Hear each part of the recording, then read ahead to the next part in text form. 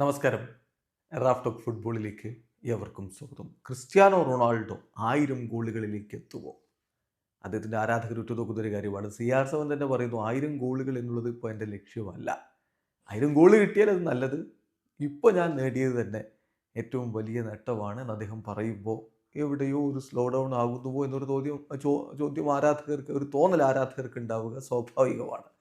എന്നാൽ ബെർണാഡോ സിൽവയോട് ഇതേ ചോദ്യം തന്നെ ചോദിക്കുന്നു. 1000 ഗോളുകൾ എന്നുള്ളത് CR7 നേടിയെടുക്കാൻ പറ്റുമോ? ബെർണാഡോ സിൽവയുടെ മറുപടി അത് അത് അദ്ദേഹത്തിന് എത്രത്തോളം കളി തുടരണം എന്നതിനെ ആശ്രയിച്ചിരിക്കും.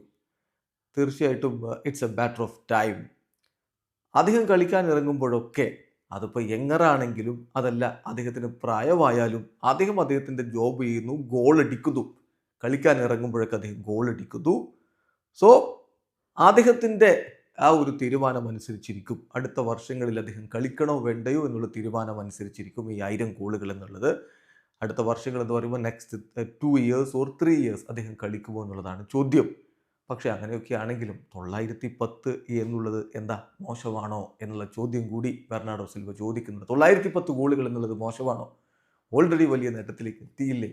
CR7 1000 ഗോളുകൾ എന്നുള്ളത് നേടണമെങ്കിൽ അദ്ദേഹം ഇനി എത്ര നാൾ കളി തുടരും എന്നതനുസരിച്ചിരിക്കും. കളിക്കാൻ ഇറങ്ങിയാൽ അത് പ്രായം കുറവാണോ പ്രായം കൂടിയോ ഇതൊന്നും CR7 ബാധിക്കുന്നില്ല. അദ്ദേഹം സ്ഥിരമായിട്ട് ഗോളടി എന്നുള്ളതാണ് ജോലി തുടരുന്നു എന്ന് കൂടി ബെർണാഡോ സിൽവ പറയുന്നു. സോ അത് തന്നെയാണ് കാര്യം. എത്ര നാൾ CR7 കളിക്കും ആ ഒരു തീരുമാനം എടുക്കേണ്ടത് CR7 ആണ്. അടുത്ത 2-3 വർഷത്തേക്ക് അദ്ദേഹം കളിച്ചാൽ ഒരു സംശയവും വേണ്ട 1000 ഗോളുകളിലേക്ക് അദ്ദേഹത്തിന് എത്താൻ പറ്റും. വീഡിയോ അവസാനിക്കുന്ന ഫുട്ബോൾ ലോകത്തെ കൂടുതൽ വിശേഷങ്ങളുമായി റാഫ് ടോക്സ് എത്താം.